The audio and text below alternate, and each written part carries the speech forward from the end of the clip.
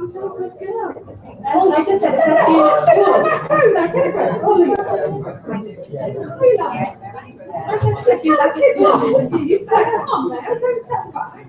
I thought I'd go midway. Oh, yeah, I've got that.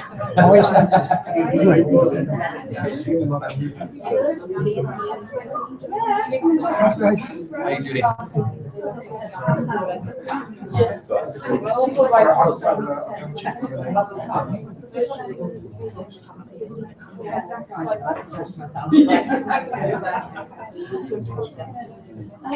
Yes, please.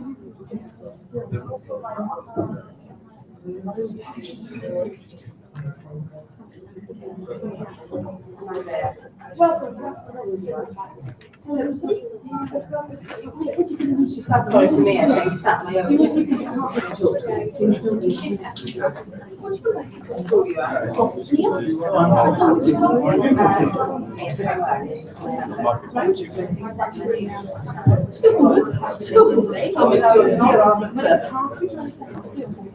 Right, ladies and gents, we'll make it a swift start. Just a couple of bits of housekeeping almost. First of all, there's a camera here. We're streaming this live on YouTube at the minute, so it shouldn't affect you really. It's just guys to know. I've got a couple of requests. First of all, iPads on the table. There's two little questionnaires, I think we call them, running. One is the Welsh Government self-evaluation and questionnaire tool around the digital competence framework. I would ask you, please, could you, if you get 5 minutes during the course of this session, to jump onto the iPad and fill in, read the materials and answer the questionnaire. It doesn't take long. These guys are going to talk a lot about the work that they've done over the past year or so developing the framework. It's a teacher-written framework. We are desperate for teachers, practitioners to feedback to them around what's good about it, what's bad about it, because ultimately what you say is going to inform the next steps of the digital competence framework. The other little item that's running on the iPad is a smaller self-evaluation. It's 5 questions, that's all, 5 questions. If you could pop some details into, put your details in there, and just give us a quick bit of feedback around how you're feeling about ICT, digital competence in your school currently, that would be great. The last little thing before I hand over to Sonny and Luke, there is just a little resource booklet for you, just highlighting some of the key messages coming out around 21st century learning at the moment. In particular, some timescale information, which is really useful for teachers and for staff, school leaders. Some quick wins and bits and pieces that the guys here are going to talk about as well. Any questions, please come and ask at the end. But I'm going to hand over to Sonny and Luke, our digital pioneers, who are going to take you through for the next hour or so. The framework. You guys. Thanks very much. Well, thanks, Andy. I'm Luke Mansfield from St. Julians Primary School, and this is Sonny Singh from Bassaleg Competence School. And the last time we presented together, actually, we were introduced as Sonny and Cher. So we will spare you from the rendition of I've Got You Babe. Just like that, it's going to practice again. Yeah. Maybe at the end, if you're lucky, we'll burst into it. But yeah, so basically, we've been 2 out of the 13 digital pioneer schools in the Welsh Government developing the digital competence framework. And this morning's session really aims to give you a bit of an overview of what to expect. It is available to view online now, but hopefully after this morning's session, you'll have a bit of an understanding of the content of it and how you can begin to implement it in your schools when it's made available in September. Incidentally, at the top of our slideshow, you can see we've got this little URL here. If you do want to ask questions, feel free to ask them the old-fashioned way. You're more than welcome. But considering we were the digital pioneer schools, we thought we'd better do something digital. And so you've got this little link here. If you want to ask a question, feel free to just write it at the front, and it will come up to our screen here. So we'll try and answer it as we present. If not, you can do it the old-fashioned way at the end. That's absolutely fine as well. Okay, so a bit of an overview of where we've come from then. Back in June, obviously, the Welsh Government adopted all of the recommendations from Professor Donaldson in full and decided that this digital competence framework that was recommended should be fast-tracked through ahead of the rest of the curriculum. July 2015, all the 13 digital pioneer schools were announced. And then September, we met for the first time in City Hall in Cardiff, met each other and kind of had this conversation with each other. Now, I'll say at this point, I say it every time we present, we've got the title of Digital Pioneers with some sort of glamorous title, but I'll be the first to say, myself at St. Julians, and I'm sure Bassaleg would say this as well, Yeah, we're very forward thinking in technology, and we try to use as much digital technology as possible to enhance our teaching and learning. However, we haven't got all the answers, and we're not some sort of super duper school who are literally everything digital from the future. But certainly we do try our best to incorporate it and find innovative ways of using technology. So don't get carried away thinking digital pioneer schools have every single answer for how to use technology, because that's certainly not the case from my own school. I don't know. Well, Sonny would probably say, yeah, Bassaleg do have all the answers. May 2016, just gone, the Digital Pioneers and the New Deal Pioneers started working together. The New Deal Pioneers, obviously you heard Mike Cameron talk this morning, but New Deal Pioneers have the responsibility of training and the workforce and looking after that. And the Digital Pioneers kind of working together with them to look at how the best way is to get the digital competence framework out in a way that schools feel really supported and engaged with it as well. June 2016, the draft framework has been now shared online for consultation. There's a questionnaire for it. We'll share the link with you at the end, and Andy, I think, has put it on some of these iPads in front of you. It'd be good to get as many people feeding back to that as possible. The framework is available to view and look. You can look right through it and then make comments accordingly using the online web survey. Okay, so essentially with what Lucas said, we started the process back in September in 16, and we've almost had a year where we've been developing from scratch the DCF. It's going to be a truly cross-curricular skill set and a competency framework. And through all of this, bear in mind, we do not want to see all lessons with 30 kids in front of a screen. That's not what we want. It's actually increasing learner skill sets so they're visually confident and have a skill set. So when they leave education, whatever they want to do, they are well equipped to go into this new modern world. So it is cross-curricular. ICT doesn't necessarily have to be the driver for this. And there's a big, big difference between our current program of study in ICT and digital competence. A lot of talks, a lot of meetings we've been to at the moment, people have said, oh, will this take over ICT? Will we no longer have to deliver ICT? Will it just be digital competency? No, this is completely different. It's going to be a transition phase over the next couple of years where we have our existing ICT program of study, and we're going to go through the timeline of the digital competency framework and how it's going to be embedded in schools over the next couple of years. But this is cross-curricular. It is not ICT. The skill sets for ICT are completely different from this. A lot of incidents have been said, right, we'll just remove ICT, we'll teach this all the way through, and then it becomes sense. Well, we're sort of missing a trick, really, because this is far wider than what is in ICT at the moment. Even strands, what we come on to and explain in a minute, they are wider, and to make it completely cross-curricular, it has to be done in every single subject, or where it fits in with every single subject. So, with the Pioneer Network, and Luke just mentioned the New Deal Pioneers and the Curriculum Pioneers. So we're at the phase now at the moment where we are working with the New Deal Pioneers to develop something called a professional learning offer. The professional learning offer is essentially something that's going to be offered to all staff members, all schools, to help them with digital competency. Through all the development of the digital competency, we realized from the LNF, or learned from the mistakes from the LNF. When the LNF came out, we went to schools, and that was it. Schools were just told to get on with it. Here, the timeline is far more fluid, so to speak. So in 2016, you've got a year more or less to try it out. Please feed back to Welsh Government. It's on the website. Feedback, any thoughts you do throughout the whole year. By spring of 17, there's going to be a big workforce audit done.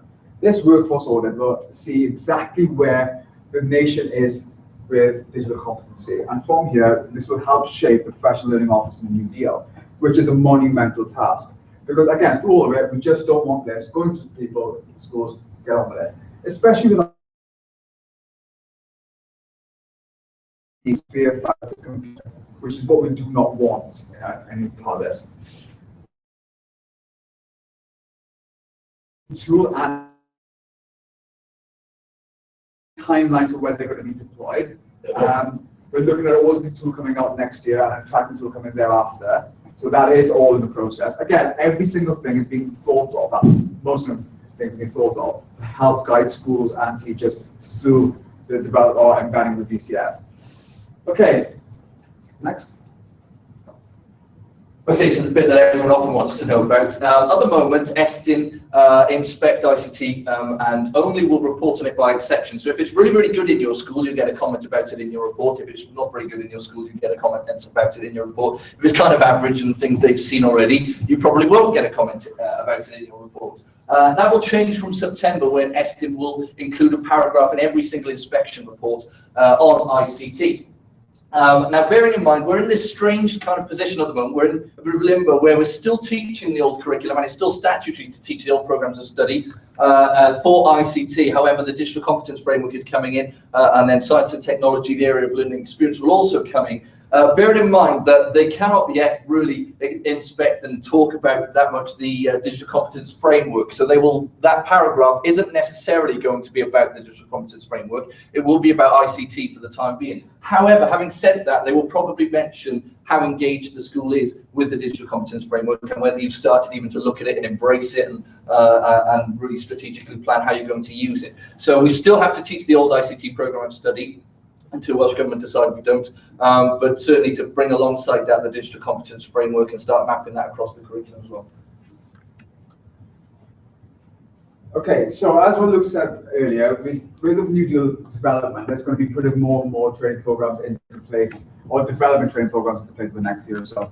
So there's going to be continued work. There is also work happening with the wider curriculum team as well at the moment. I'm going to come and talk about that a little bit at the moment. So the way the timeline is going, the digital one was the first one to be released from the Donaldson curriculum. It was a political movement. We had a task and finish group, task and finish order to the digital commons framework. The new deal machine, so to speak, is and the curriculum is not working right behind.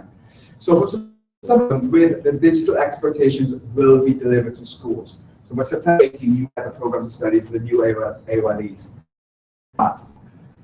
Schools would have made good progress by that time in DCF, so it starts in this September. It's actually been starting now with engagement events that EAS are running. This is an ambitious curriculum, and as we go through this talk, we'll talk about different parts of DCF. Through all of this, the Donaldson's 4 principles were kept cornerstone to every single decision we made, more or less, and it is ambitious, and there's some things that will scare staff members, that will scare schools, but we are providing a lot of guidance, a lot of support to help schools develop this as time goes on. Okay, the last bit here, the Pioneer Network working with regional consortiums will define and offer a professional learning offer in light of your requirements. I mean, in time it'll be more tailored to your individual school requirements, and we're hoping that to be done by 2021. This is the process of how we got to what you see now as the first iteration of DCF. Luke mentioned earlier, we started this process back in September 15, and there's about 70 or 80 of us that met in City Hall. And we had an address from President Donaldson, and essentially it was like a market in Marrakesh. People were shouting left, right, and centre. Everyone had an opinion or something to say about this. And the first few questions that came up was, what is digital competence? And still, what it actually means is still a vague term. But we discussed through all of it. The question was asked was, what does a digital competent individual at 5, 9, 14, and 16 look at? More or less the progression steps Donaldson had written in his review. And through all our discussions, through all the conversations, one thing that came all the time was the same skill set. Okay, I'm going to talk about skill sets in a moment. But through here, as Luke said, there's 13 pioneer schools. It's almost arrogant to think that 13 schools could develop a framework for every school in the country.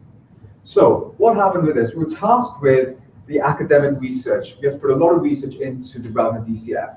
But through every single part or every single iteration, we worked with our cluster schools, our consortia, and other stakeholders. So it's not just the pioneer schools feeding into this. There was a huge amount of schools dealing with this as well.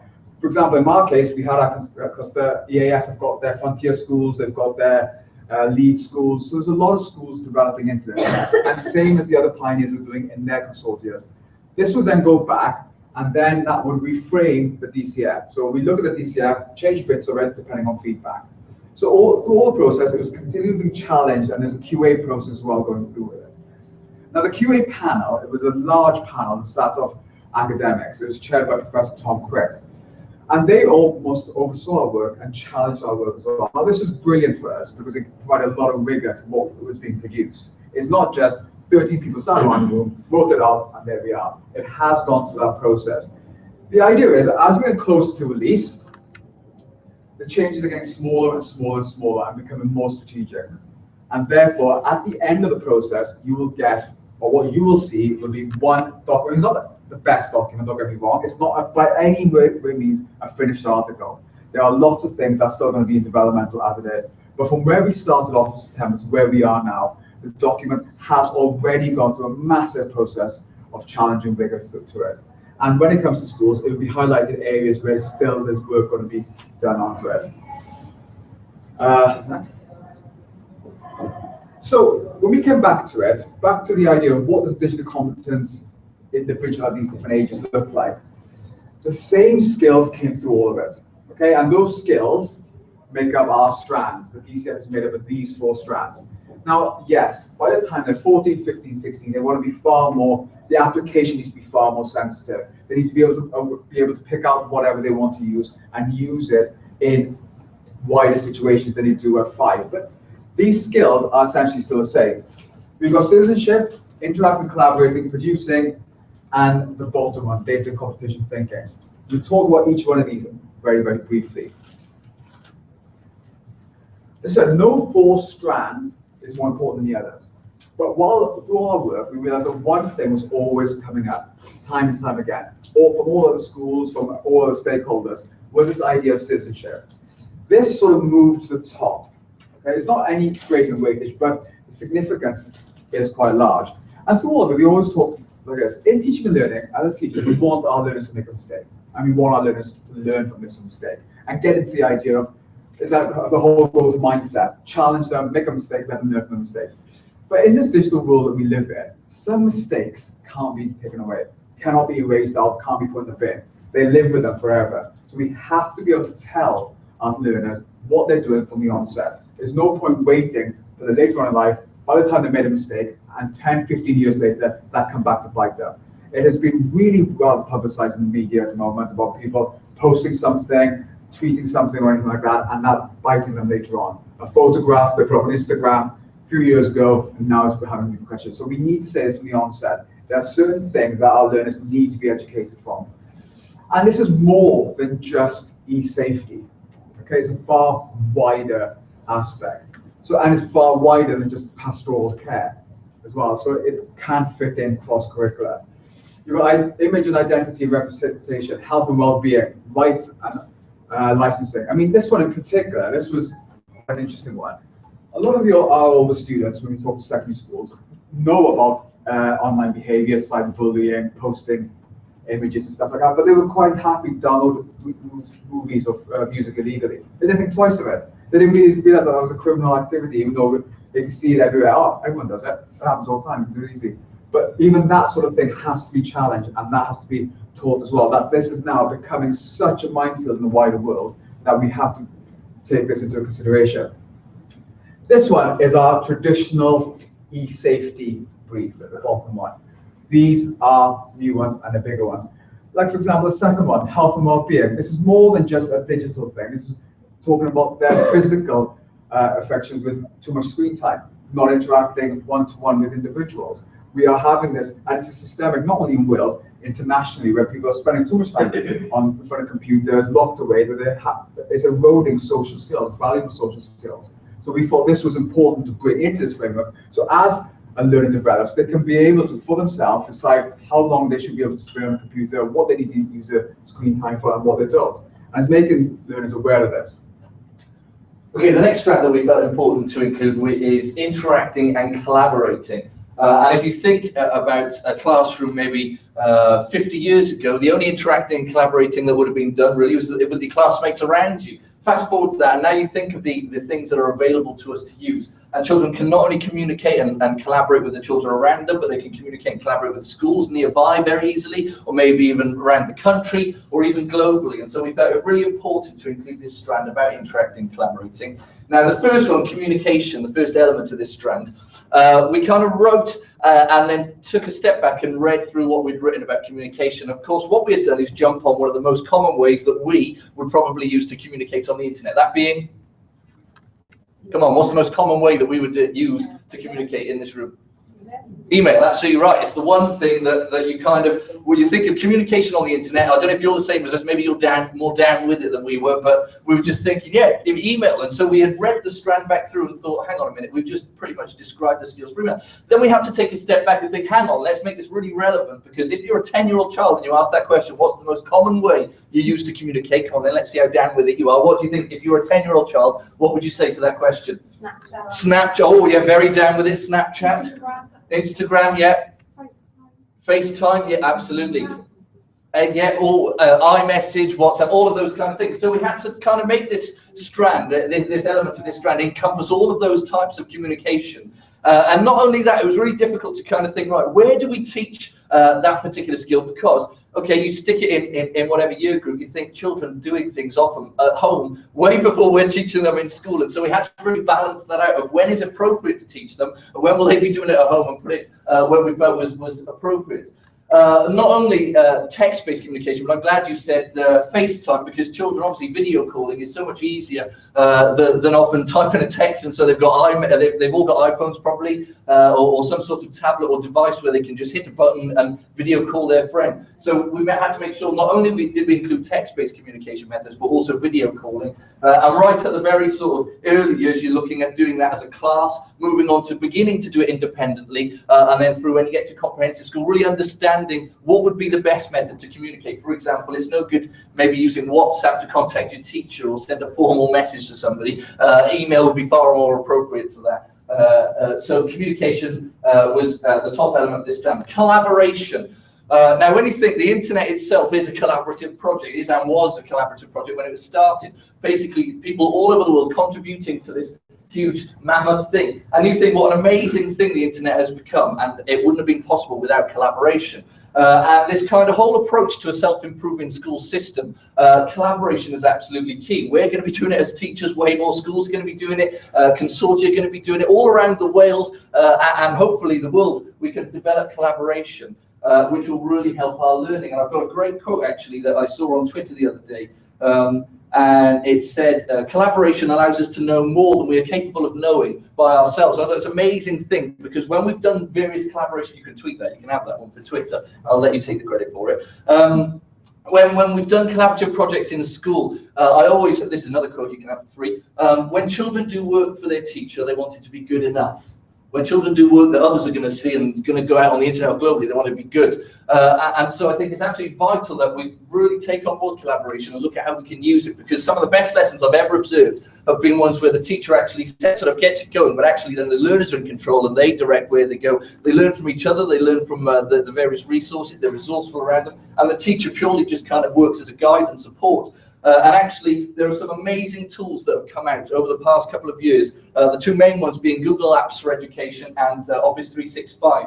Both are available free to schools. Office 365 is free through Hub, and Google Apps for Education is also free, although it takes a bit of setting up to get it started. But we'll give a little demonstration to make it a bit more interactive shortly. But there are some amazing opportunities that can really be utilized using these wonderful platforms in lesson to enhance collaboration. Finally, storing and sharing. This was a bit of a funny one. This one ended up between the 2 strands, and interestingly enough, there was a lot of debate between several of the elements as to which strand they should sit under, because there was a lot of overlap.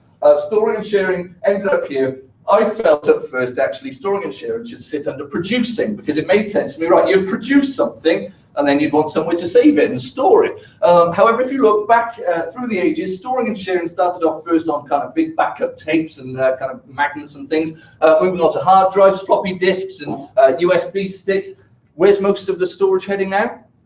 Into the cloud, and so that's why it ended up in interacting collaboration, and so it sits there as the 3rd element in this strand. Well, this one's me as well, sorry. Producing, okay, so stacks of what we do in school at the moment is producing. Basically, if we get our devices out, I don't know if your schools are the same as mine, but often it's a case of, right, quick, we've got our hour with the devices, we've got our tablets, or we've got our Chromebooks, or we've got our ICT time. By the end of this hour, we need some evidence of something. Quick, just create. Why do we need evidence? Estin, come on. And that's very much what it's like. We just kind of want to make sure that we've got as much evidence as possible. What we felt was lacking was often the planning that needed to come before that, and then evaluating and improving. And often, you know, when we get down and we're using the devices, because they're shared and they're often, you know, in popular demand, and there often aren't enough, we haven't got the funds to make sure every child in the school's got their own device. That would be wonderful, but we often felt that actually so much time was spent creating and just making things, but very little time actually spent afterwards thinking, well, actually, how good was that thing I've made? Could I make it better? Could I improve it? What could I have done differently? And so we felt it really important to make sure the planning and evaluating time was given to those two areas before and after the actual creation itself. Not only that, we wanted to make sure that the creating actually encompassed a whole range of things, because the strand was written originally, and actually we took a step back and thought, well, you could meet lots of this just by making PowerPoints or PowerPoint presentations through your school. I'm sure that there's so many schools that are doing innovative things, but there are also schools that are kind of obsessed with PowerPoint, and you just see stacks of PowerPoint presentations being made. In the first one, they're maybe just adding pictures and text lower down the school. Then they're maybe adding animations and transitions, and then they're adding hyperlinks. And before you know it, they've gone from reception to year 6 just making PowerPoint presentations. What we wanted to make sure that this strand did was actually encompass a whole range of things that the children could create, rather than just being able to get away with creating a presentation every single year and meeting all of these skills. So if you think you've got to encompass desktop publishing, word processing, podcasting, editing movies, all that kind of stuff, which schools do really well, lots of schools do really well, we wanted to make sure was covered in that strand. And so that was the... Right, this is the one that has caused a lot of us heated arguments and discussions, and very, very tough afternoons discussing this one. Whether this should be on this at all, whether this is computer science, whether this is actual and do digital competency. To start with, when we did the academic research on what is out there at the moment, internationally and nationally, we realized that yes, there was lots of frameworks around the world to do with e-safety, lots to do with IT-specific mechanical skills, but there was nothing really involving thinking and thought processes. Now, we live in a world where computers do everything, but the human still is a driving factor. We don't have an artificial intelligence where a computer can make everything up. A human has to be able to program a computer, a human has to be able to think, and a computer will only do what a human tells it to do. Now, I'm a science teacher, I'm not an IT teacher, and I'm far, far from an advocate of having 30 classrooms full of computers and people programming. That's what we don't want. Through here, we decided that computational thinking is a thought process, is a thinking skill. We broke it down to 2 simple parts. Problem-solving modeling. You take a problem, you break it down into sequential parts, and then you can find out how you can overcome that problem. You then model it, see how you can reproduce that solution in a different environment. It's basically based on scientific inquiry and numeracy, that's all it is. And through all of this, that's what we've kept it as. It is computational thinking. It is not programming, it is not about coding. As I said, we don't want a nation full of programmers, we want a nation full of thinkers, essentially, because programming is easy, right? Once you know a language, it's easy. The thought process that goes into anything is a tricky part. Data and information literacy, I mean, we live in a data-driven world. The fact is that our learners will go into a world where they need computational thinking and data and information literacy skills in most of the jobs that they go into. We've more or less used databases already this morning. Google, eBay, Amazon. We don't realize that our emails are databases. We're living in a world where we need to be able to capture data, analyze data, and represent data. And this has more or less come from employment, the skill sets that are needed. And therefore, these are looking at cross-curricular applications of this skill set, not just a very, very narrow bit in the ICT curriculum. So to talk about, we'll actually do some examples of this in a minute. Okay, so we felt we didn't want to just spend the whole hour talking at you. I'm sure you're really enjoying it. By the look on your faces, you're thoroughly enjoying hearing about the DCF. We thought it'd be good to kind of get a bit of audience. We talked about collaboration and interaction, and that's very much what we're going to do now. So I'm going to show you, I talked about 2 platforms that are available free to schools. I'm just going to demonstrate to you one, and we're going to make a collaborative project now, and it's going to be all about, if I can just get rid of this, the UEFA Euro football tournament, which I'm sure you're all interested in and thoroughly enjoying and following. I apologise if you're English and it's still a bit of a sore subject for you. What we're going to do is to create a collaborative. Use this, great. If you haven't used it, don't worry. I'm going to give you a crash course in it before we actually start. So this is Google Sheets, very similar to PowerPoint or any kind of presentation software where you've got your slides down the left-hand side. If you want to add text, you literally just click in the box and you can type whatever you like. If you want to add a picture, you can either copy and paste it from the internet, bear in mind they're all connected to the internet, or you can just go to Insert Image and do a Google search there, and it will just search Google for you. So if you want a picture of, let's think, a cow. I don't know why you'd want a picture of a cow when you're making a project about the Euros, but you can see it'll just find a load of images for you there. So you can make your slides as interesting or fancy as you like. Now, I've split this collaborative project up into different sections. So we've got where's the tournament taking place, teams taking part, top players, the Welsh team, and players' salaries. There should be an apostrophe in there that's missing. So where's the tournament taking place? I'm going to give to this table here. So you're going to tackle slide number 2. Where's the tournament taking place? Teams taking part, that's going to be the back table over there, your slide number 3. Then top players, that's going to be this table over here at the back, slide number 4. This front table, the Welsh team, and the table in the middle, you're going to take on players' salaries, so the two of you can enjoy that one. I'm going to set a time limit of 5 minutes, and within 5 minutes, we're going to have a collaborative project created all about the Euros. Your time starts now.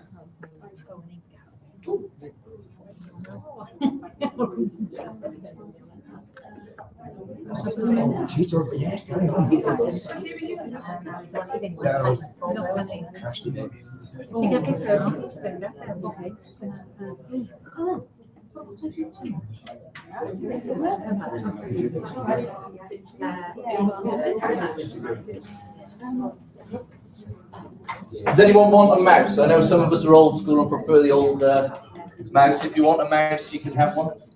No? Everyone okay?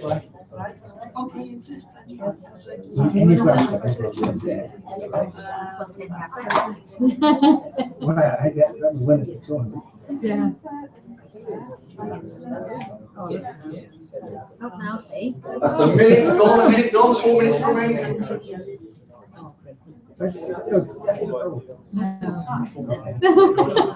All of me. I'm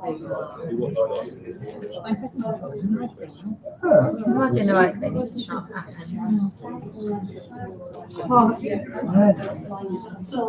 tell you what, try Googling the Welsh names to Google Welsh. Go into images again and see what happens. It might have one of all of them. Oh, that's good.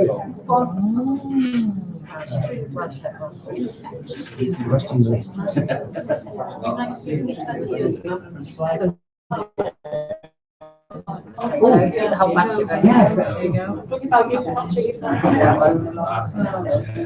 you go. No, that's just a Welsh name, isn't it? Oh, no, there he is, yeah.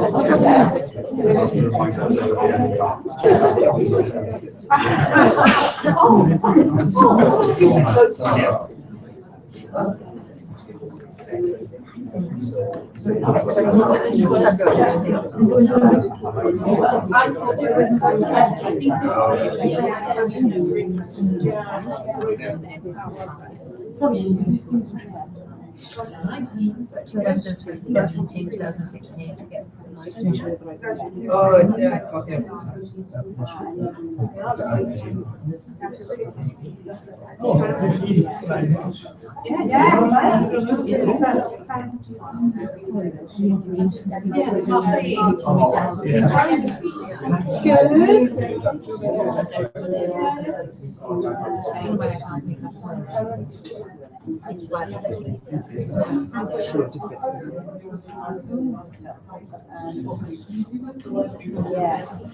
Can my practice percentages that we needed? No, what's happening is I've ordered a dress for my daughter to be baptised at the event. I've got 3 universities as well today. Yeah, oh yeah. They just sent me an email now to say it wasn't in the warehouse. Not done. No, it's not. I need that, so that's why I sent my I'm adding comments. Oh. Okay. Can I bring this? 1 minute 30 remaining.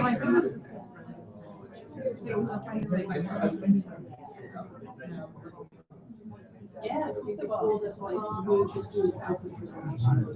You know what I'm saying? That's the difference.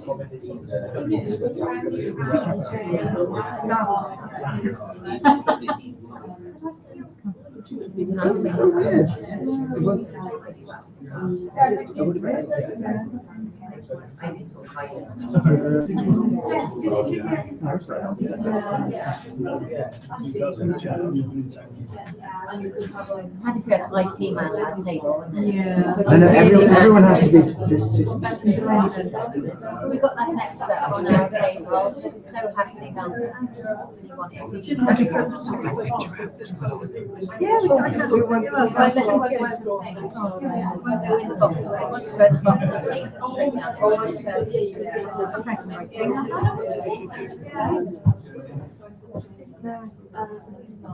Been a human. You know, if I click results, do you see the results? Yeah. Yeah, I did.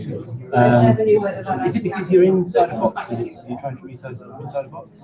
I want to bring that forward, but that's fine. Yeah, that's only the option to bring that forward. Have you tried to send this round back? No, how did you do that? Right click, so double tap. Haven't? Yeah, two finger taps. Right. Oh, double. Yeah. And then you've got options to order. Yeah. Order options there. Okay, time up. Chromebooks are coming in. Chromebooks are coming in. Straight on, sorry. Time up.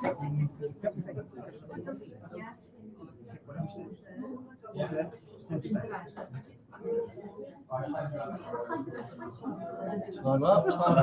That one's broken anyway. Yeah, that's the computer. No way. Okay, well, let's have a little look then how we got on with our collaborative project. So bear in mind that literally was just 5 minutes, and we've got here our presentation all about the UEFA Euros. So we've got our title slide there. So slide number 2, which was done by this table here.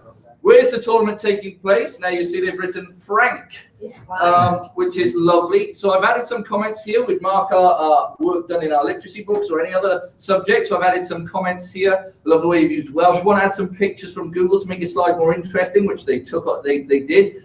I put nice flag. Can you add a map of France too? They didn't manage to do that, but nevertheless, they've included some great information about where the tournament's taking place. We've also embedded a video. You have embedded a video. I didn't even know that was a video. Oh, look. They have as well. Let's. Oh, that would have been wonderful if it was allowed. Next time, find a video that plays, will you? Let's have a look then. Slide number 4, top players. So here we go. Oh, did I miss out slide number 3? Yeah, sorry, slide number 3 at the back. So they used their initiative, found all the teams taking part. Somebody yesterday tried to do it all from memory and just typed every single team out. They didn't make it past group 2, I think. But nevertheless, well done. You've copied and pasted that picture in from Google and also started to type out the teams as well. I put it's a wonderfully clear picture of the teams taking part. Can you tell me any facts about any of them? Who do you think will win? Slide number 4, top players. Of course, Gareth Bale features there, and if you are Welsh, there is only one. And here are the also runs. Yes, here are the also runs. Do you want to elaborate on that? Slide number 5. Now, a bit of trouble on slide number 5, but I did add a comment. I noticed that Tracy hasn't done much. Can she have some input? Because she was just kind of sat watching what was going on, which often happens in group work, doesn't it? So that was wonderful. Thanks, Tracy. And then finally, player salaries, too much. Gareth Bale, 15 million. And you can see, all right, that's just a bit of fun, but you can see how easy that was to throw together. And you were all engaged in your slides and really interested in finding out information. And you think how much children absolutely love it, particularly. We've done various projects within the classroom where they're just kind of working from table to table. Also, we've paired up with other schools. We've got a school in England who we regularly do stuff with, and our children already, we arrange a time at 11 o'clock, all the children log in together and we start making some collaborative projects. I think we did one on the Romans. And so there's some great opportunities they're using. This is Google Apps for Education, but also Office 365 available through Hub does a very similar thing. So that was just a bit of a demonstration for you to show you some of the collaboration strand.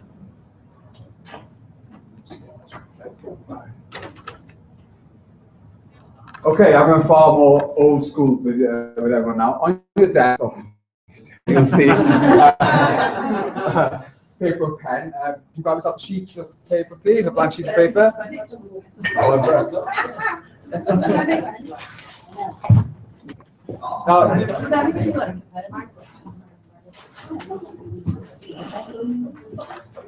Okay, so what I'm going to do now is a computational thinking task, and essentially it's so to speak, because it is thinking skills. We're going to do it without a computer, we're going to do it without any technology whatsoever, and it's more about the thought process that goes involved with it.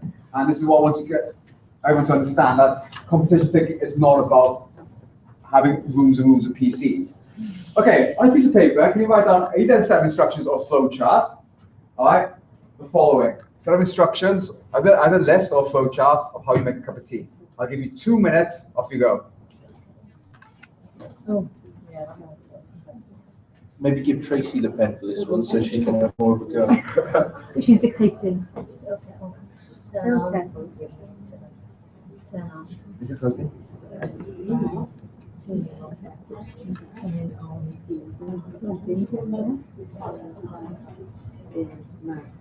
When boiled, I'll put tea down. Oh, I was just too straight. Oh, I like to tea. In the teapot. Should I put already heated? Yeah, well, no, you warm it up before you can put it when the water's boiling. Oh, right. Oh, yeah. Teapot. I taught it to GCSE, but I'm not sure how. All right, another minute.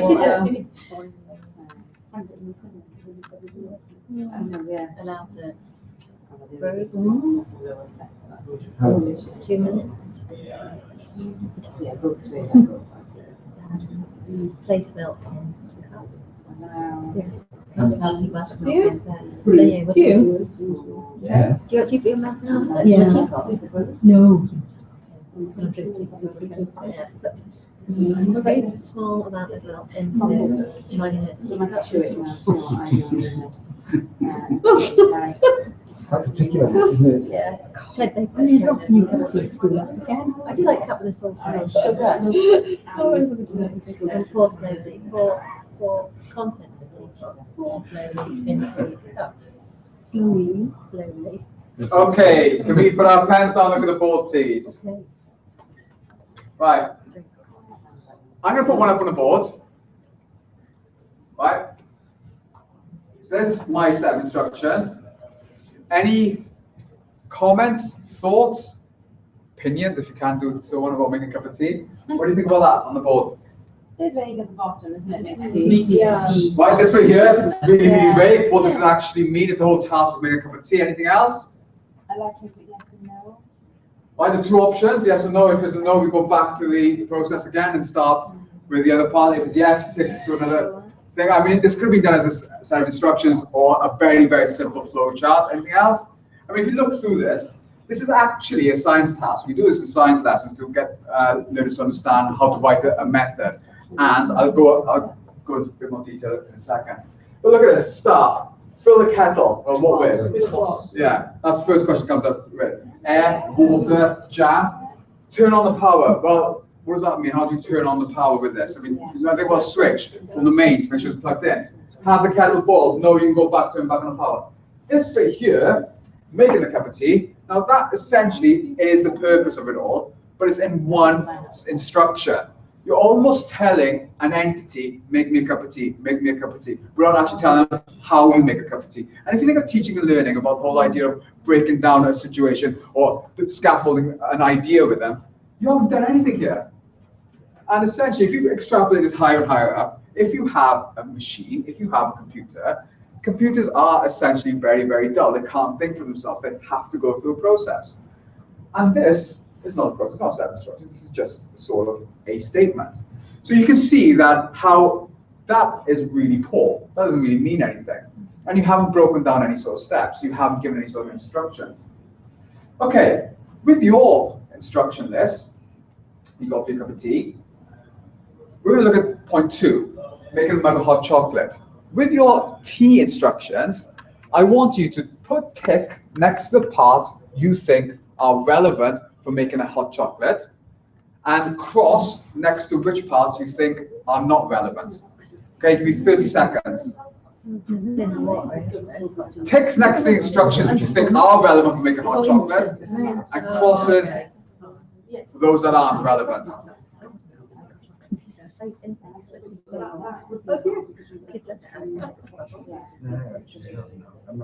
Yeah, give me technical. 10 seconds.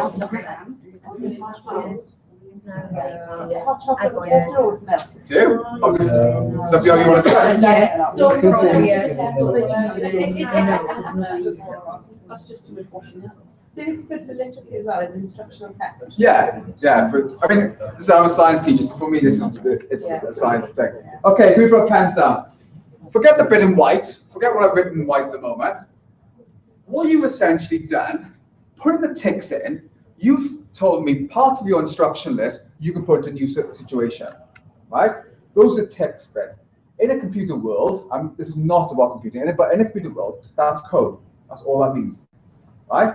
And because those particular ticks have a particular function, in a technical jargon world, they're called custom procedures, right? But take that out. All you've done is highlight the bits which are relevant.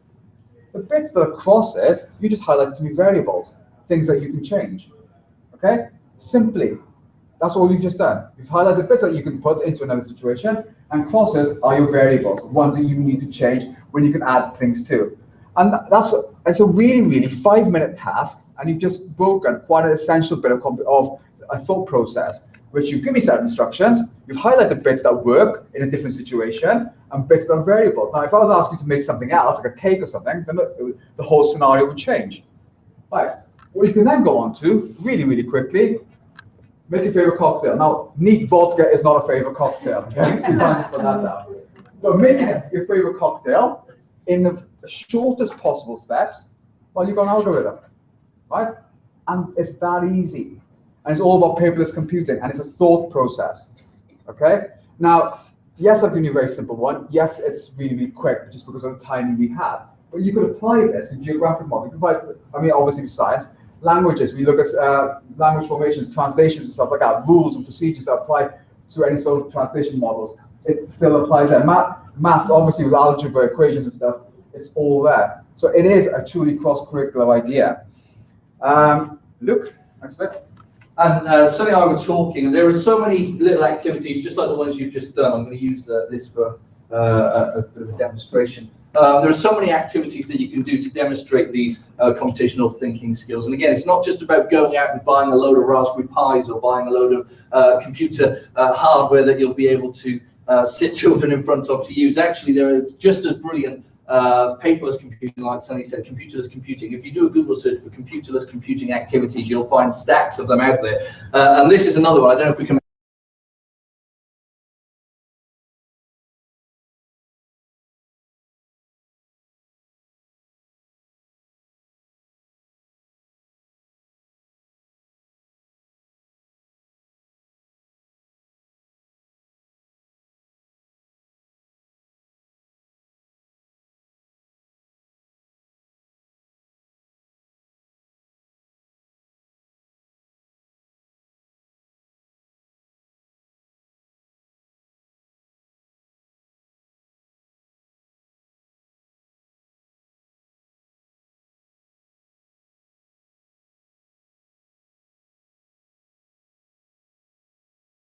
Instructions to put my jacket on. Come on, just shout them out at me. Shout out the instructions to put my jacket on.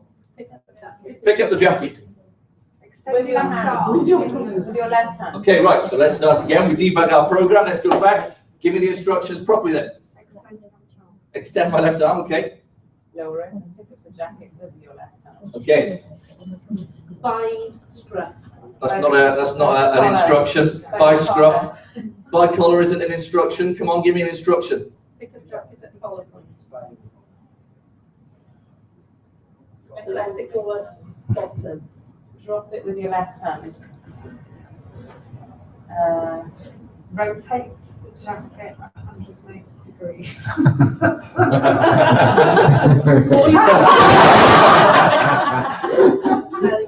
Rotated it. And you do, yeah, and do. Okay, right, let's stay with there then. Keep going, come on. Insert left hand into left sleeve. Happy with that? Okay.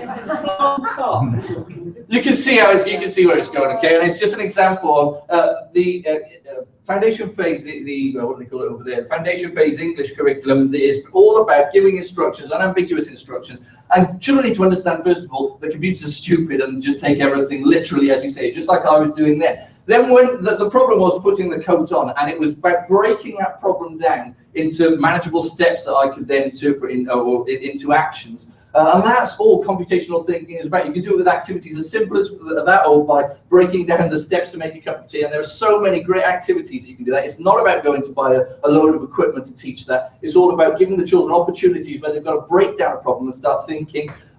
Think which parts of my algorithm can I repeat? Okay, if I put one arm in the sleeve, then I've already learned that, so I can put the other arm in the sleeve. And it's about thinking about problems like that. I think this came out a lot in the development of DCF, that from the wider outside education spheres we had talking to us, that these are skill sets that the workforce in Wales actually really, really needs.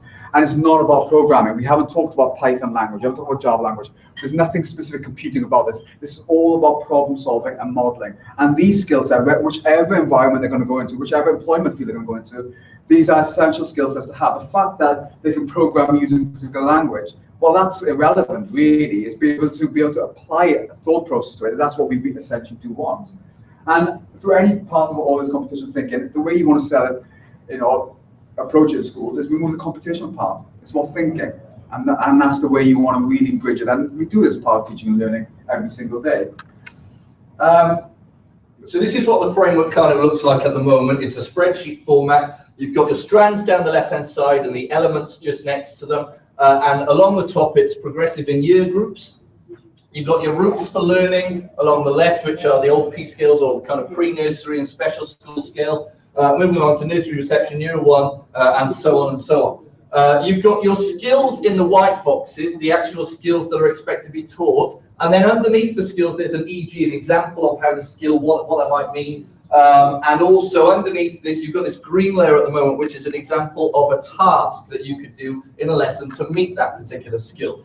Just a couple of things to mention. Along the top, I've mentioned it was in year group progression. The reason behind that, we had a lot of discussion about how this should look. Should it be in year group? Should it be in the Donaldson progression points? Or actually, should we simplify? Because lots of the frameworks that we looked at were actually just in 3 columns: emerging skills, developing skills, and then applying the skills. So we had a lot of debate about what this should look like. It was decided that actually it would probably be most comfortable for teachers to follow something that already looked like the literature numeracy framework which they were used to. There are a couple of points just to be aware of, really, though, and it'd be interesting if you do fill out the questionnaire to get your feedback on this. Let's say you have it like this, and you're a year 4 teacher. The danger is that you'll only look at your year 4 column, and you won't actually look above or below, and you'll just kind of use it as a tick box system. So yeah, I've taught that, done that, given opportunities for that, and you go through it like that. If that's what this turns into, then we've completely missed the point. That's not what this is about. This is a continual, progressive tool to help teachers understand where the learner should kind of be at which stage, but also plot where they are and then work out how to move them on. And that's what this is all about, how to move learners on in their digital competency skills. The other danger is that it's just used as something to kind of assess teachers and say, yeah, okay, you've done all this and you've ticked all these boxes. And again, we don't want this to turn into something that's just another tool used to grade teachers or say, yes, teachers can do this or have done all this. This is very much about supporting teachers in understanding where their learners should be and how to move them on. And just to echo what Luke said, through all of our discussions and stuff, it was never as a framework to be used as a stick for schools or for staff members. It can't be done that. Through all of it, it was always to develop the skill sets of learners. So by the end of it, they come out with this valuable skills that they need. That spreadsheet is horrible that Luke showed it to you. It's massive. And there's the green part is examples of classroom activities that we're going to come on to. I remember Andy gave a meeting at Bassaleg and we went to it, and he had the spreadsheets out, and he had a magnifying glasses to read it. It's that big a spreadsheet. But this is the way it's going to be presented to, it's on the Learning Wales website. It's a web app. You tick on the different parts, whether it's year 1, year 2, year 3, the different strands, different elements. It pulls those bits out from there. You click on the statements. If you're unsure, once you click on the statements, it then takes you to some examples of those statements that you could use. Okay, so it's going to be a lot of guidance, a lot of help to support teachers through this. As I said, the examples aren't fully developed yet, and they will not be fully developed for September. But there is some exemplification there going into September. But the thought process over the next year, as people get more and more familiar with this, as innovation starts improving, then therefore there will be more examples available. Now, the DCF is not based on technology, okay? It's all about skill sets. This is purposely done because technology dates. The iPad came out 2010, or you can already see that it's dropping down already. There's something new is going to come out next year after. But the skill sets won't change, so it's not technology dependent. Right, the answer to the surveys are going out now to the Welsh Government. Please encourage people in your schools to fill this in. Any sort of feedback we have will be taken on board and we evaluate it into the framework to try and make it obviously a better, more worthwhile framework. The example materials are being identified and developed as we speak. There's further quality assurance happening at the moment. There'll be work going on with the framework up until release in September. Pioneer working together with the Pioneer Network to inform further development of the DCF, and also because this is the first part of the new curriculum, the developmental of this is happening with the New Deal, but also this will feed into the curriculum pioneers to see what they're developing as well, to see how this fits in, well, more how their work fits in with this as opposed to the other way around, because this is the first tangible bit of the curriculum. Okay, so there's going to be a lot of ways that we're going to try and support schools in implementing this. The first thing I think to do is to familiarise with the DCF. It's available now online in kind of consultation format, and you can download it and have a look as a spreadsheet. It's not available online like Sonny just showed you, but the spreadsheet is available. And begin to sort of think, right, how can we really implement this in a strategic way? I mean, when the LNF hit schools, I saw some schools start to really think strategically about how they start to implement it. Other schools kind of threw out to you, said, right, start putting this in your plan and get it done. It's really important that we start to think strategically about how this is going to change our teaching. And then bearing in mind, the digital competence framework is not just a replacement for ICT curriculum. These are cross-competencies, cross-curricular competencies that need to be translated into all subjects or as many subjects where appropriately. And so to really think about how you'll do that. In primary schools, that may be a more straightforward thing than in secondary schools where teachers are teaching their own subjects and there's going to be have to be a lot of thought into how this is done. Secondly, carry out some sort of self-evaluation. The EAS, Andy and the EAS team are doing a brilliant job of supporting schools. I'm sure he'd be thrilled to have a chat with you at the end, or take a phone call or an email. We'll give you his contact details at the end. And you can organise for either him to come in and support your school do a self-evaluation, or he can give you tools that will support you in doing that yourself. There are other various tools, and I think a lot of the work that Andy does is based around the Becker Nate's self-evaluation toolkit, which is an excellent tool for self-evaluating the way ICT is used in your own school. Use the Hub eSafety tool. Hub came out, it had kind of mixed reviews from a lot of people who undertook various training. There are some amazing tools on Hub. One of the best being this Hub eSafety tool from the South West Group for Learning. It's a really, really good tool for kind of take a step back and think of, right, are we fully compliant and safe in the way that our learners are using computers, the internet, and it will break it down into various elements for you to kind of go down and analyse, and it will give you next steps and things, ideas for improving that in your own school. So I strongly recommend that you have a good look at the Hub eSafety tool. Number 4, create an action plan based on short sprints. And Andy always says, what's the point? Recommendation 54, which is to create an agile approach to a curriculum. And I think that's so important. There's going to be so much change going on now. But what's important is that we kind of do this. We trial things. If they work, great. We develop them, refine them, move on with them. If they don't work, then don't worry about it. Scrap it, move on, or change it, make it better. And I think that's the way that we've got to use this. Implement it. If it works, great. If it doesn't work, don't give up on it. Find another way to make it work. And that what may work in one school may not work in another, and so on and so on. So avoid knee-jerk reactions as well to just buying technology. We don't just want to see people thinking, oh, digital competence framework's coming out, let's go and buy a load of devices. That's not what this is about. Devices are needed to deliver this, technology to deliver the digital competence framework. But actually, it's not just about giving every child in your school one-to-one iPad or one-to-one Chromebook. It's more about being able to understand the pedagogy of applying these skills across the curriculum and seeing how these skills that we put in here can actually transform your teaching and learning and support your children in their own learning as well. Finally, refer to the 21st Century Learning website and Twitter for more resources and materials. And Andy sends out a lot of tweets with little tips for ICT courses and lots of other helpful stuff as well. So please go to the 21st Century Learning area of the EAS website and also the 21st Century Learning feed on Twitter. I think that is at what? it's at EAS 21C. Yeah, 21st century. Is that right? I think so. Just double checking. 21st century, 21C learning. These quick wins are on the booklets available on your desks. Please, you've got a couple of minutes now to fill in these surveys that are on the iPads. The iPads aren't complimentary. Yeah. Right. And you've got some questions? We have got some questions. Should we take?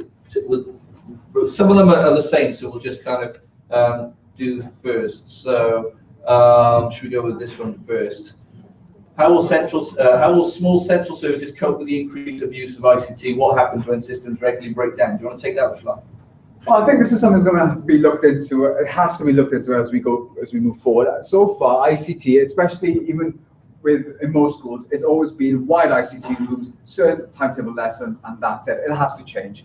It has to change that. And it's one of the really big requirements that's going to come on central services everywhere. I mean, the Lydia grant has come in and gone. There should be more funding coming in the pipeline. There has to be more funding. I think it has to be more strategic on what we do with our limited amount of money. I know within our school, we've got very limited amount of money, but we're always trying to think of how we get the most bang for our buck. I think that's what's going to happen. And as we move forward, there's going to be such a massive change happening with ICT or digital technology, along with requirements. I mean, having a stable, steady Wi-Fi system is essential now. It's not a case of, oh, it'd be good to have one. You need to have one.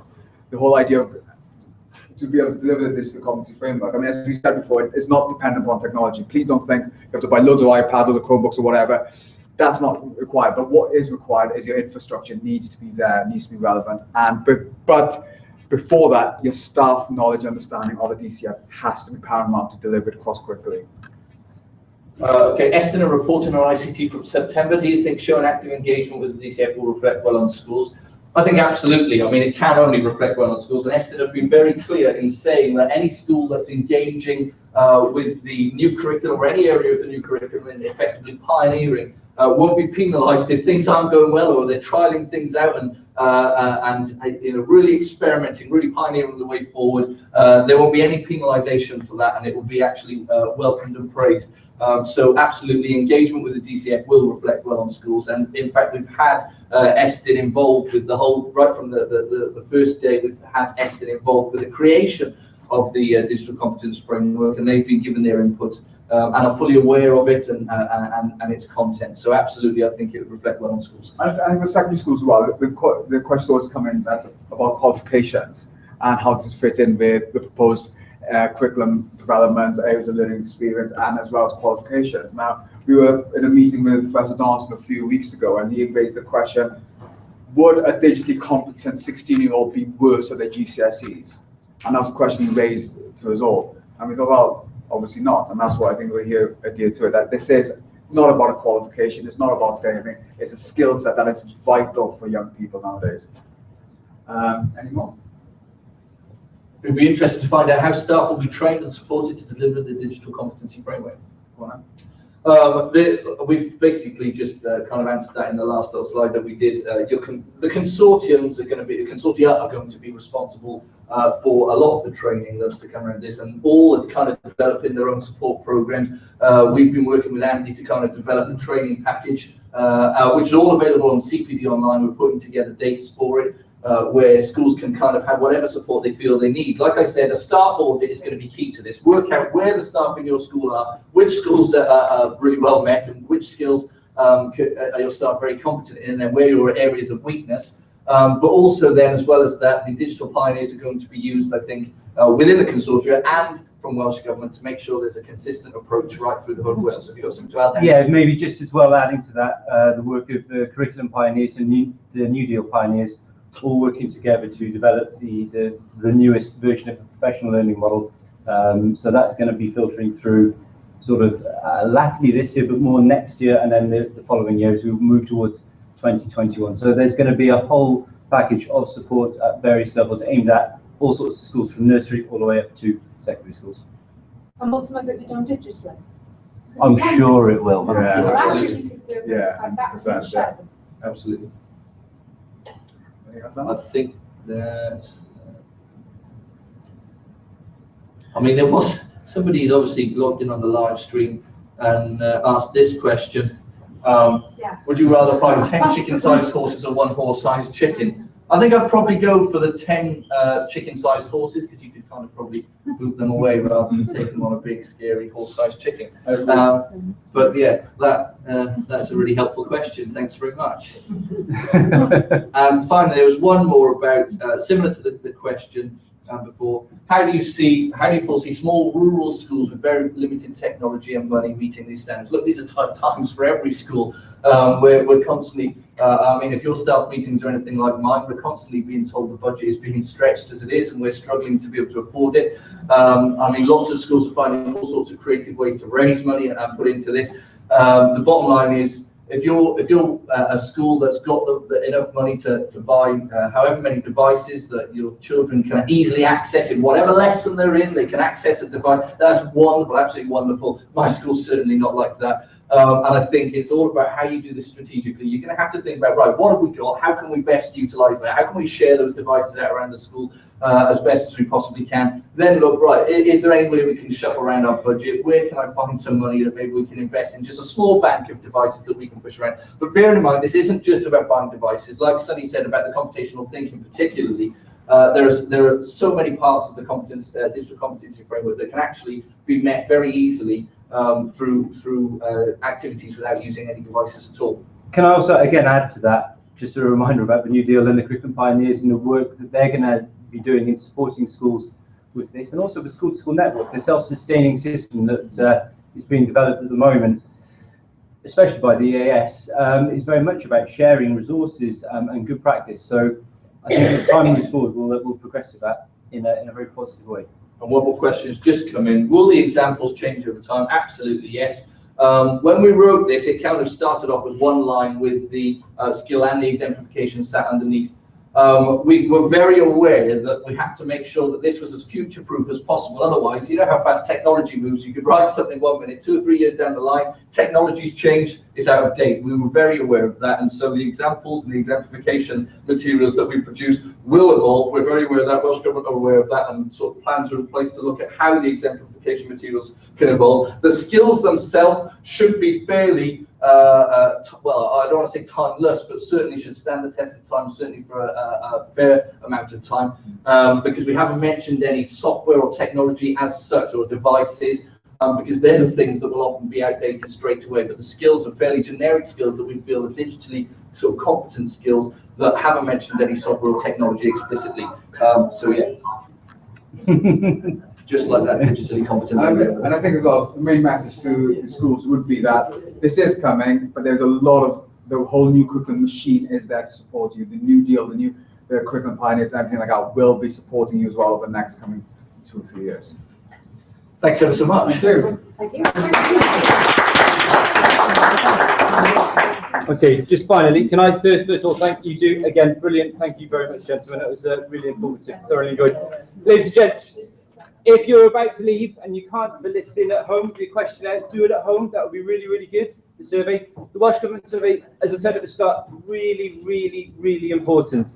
We need feedback from the workforce to inform the guys, the teachers who are writing this curriculum, for them to improve it, make it better, make it user-friendly for your schools, make it workable in your schools. So please, if you could take the time to fill that in, either right now or when you get back home, that would be great. If you want to jump on my email list and you're not on there, come down and stick your email down on the computer down here. And finally, booklet, there's loads of stuff in there. Please help yourself to getting in touch and getting information there. Thank you very much. Thank you. Thank you.